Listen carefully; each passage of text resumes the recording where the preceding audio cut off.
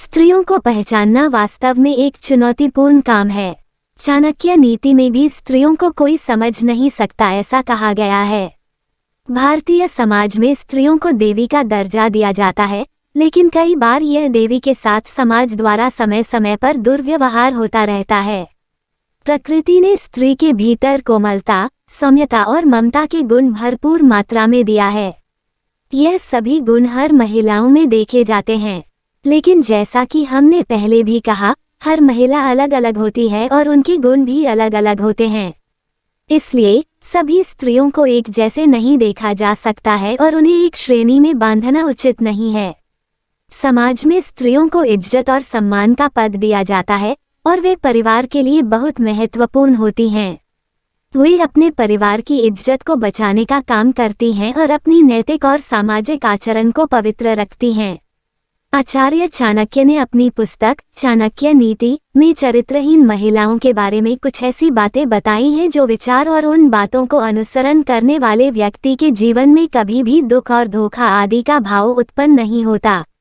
इससे यह नहीं कहा जा सकता कि सभी स्त्रियां ऐसी होती हैं, लेकिन चाणक्य ने कुछ ऐसे संकेत दिए हैं जिनसे व्यक्ति अपने चरित्रहीनता से परहेज कर सकता है और अपने प्रेमजाल में आने से बच सकता है। आपने उपरोक्त जानकारी में कहा है कि आचार्य चाणक्य ने कुछ संकेत दिए हैं जो चरित्रहीन महिलाओं की पहचान में मदद कर सकते हैं, जैसे कि उनके भौतिक लक्षण, आचार, व्यवहार आदि। हाथों, चेहरे, शरीर और व्यक्तित्व के विभिन्न पहलुओं से लोग अपनी आसपास के लोगों के चरित्र को जान सकते हैं, लेकिन यह बिल्कुल सत्य नहीं है कि इन संकेतों से सभी महिलाएं चरित्रहीन होती हैं। यह तथ्य है कि एक व्यक्ति अपने चरित्र को अपने व्यक्तित्व, जीवन अनुभवों और संस्कारों के आधार पर बनाता है और यह अपने स्त्री पुरुष दोनों में देखा जा सकता है। चरित्रहीनता या अच्छे चरित्र की पहचान करने के लिए एक दूसरे के साथ बने रहने, विश्वास करने और समय बिताने के माध्यम से होता है। इसलिए स्त्रियों को समझने के लिए उनके साथ रिश्ता बनाना और उनसे संवाद करना महत्वपूर्ण है, जिससे व्यक्ति के मन में विश्वास और समझ उत्पन्न हो सके।